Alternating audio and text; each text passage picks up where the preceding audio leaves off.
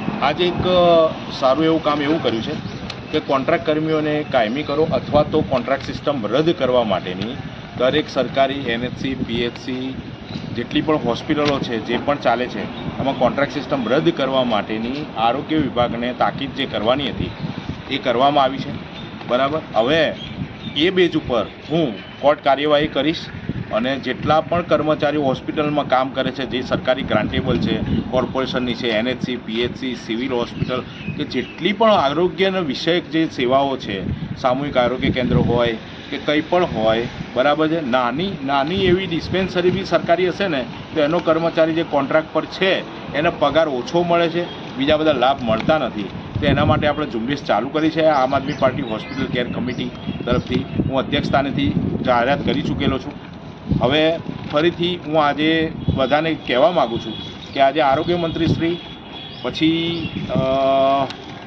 અગત્યની વસ્તુ કે નકલ રવાના જે કરવાની હતી અગ્ર સચિવને અને મુખ્યમંત્રીશ્રીને, એ મેં કોઈ નકલ રવાના જ કરી. હું જાતે રૂબરૂ આપી, મુખ્યમંત્રીશ્રીને પણ આપી છે, આરોગ્ય મંત્રીશ્રીને પણ આપી છે અને હેલ્થના અગ્ર સચિવ સાહેબને પણ આપી છે. કહેવાનો મતલબ એવું છે કે હવે આપણે એક એક્શન મોડમાં જ કામ ચાલુ કરી દીધું છે.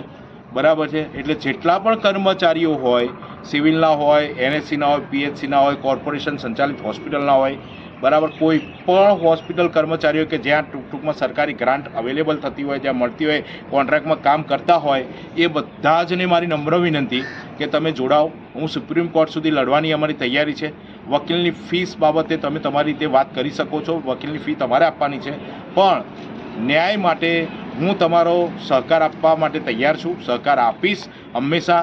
હું જેવું પહેલી જ પિટિશન દાખલ થશે એવું તરત હું મીડિયામાં અને બધી રીતે જાહેરાત કરીશ કે ભાઈ આ હોસ્પિટલના કર્મચારીઓ પોતાના હક માટે કોર્ટના સહારે ગયા છે. કારણ કે આપણને પૂરો બંધારણ, ભારતનું જે બંધારણ છે એના ન્યાય પ્રણાલી, ભારતની દેશની ન્યાય પ્રણાલી પર પૂરેપૂરો વિશ્વાસ છે. એના થ્રુ જ અમે કોઈ આંદોલન નહીં, કોઈ હડતાલ નહીં, કોઈ રેલી નહીં, ડાયરેક્ટ કોર્ટ થ્રુ જ અમે આગળ વધવાના છીએ. હાઈકોર્ટ, સુપ્રીમ કોર્ટ, લેબર કોર્ટથી શરૂઆત કરીશું, નહીં તો પછી હાઈકોર્ટની શરૂઆત કરીશું. પણ ટૂંકમાં અમે બધું ત્યાંથી કામ બધાને ન્યાય અપાવવાનો પ્રયત્ન કરીશું. આભાર.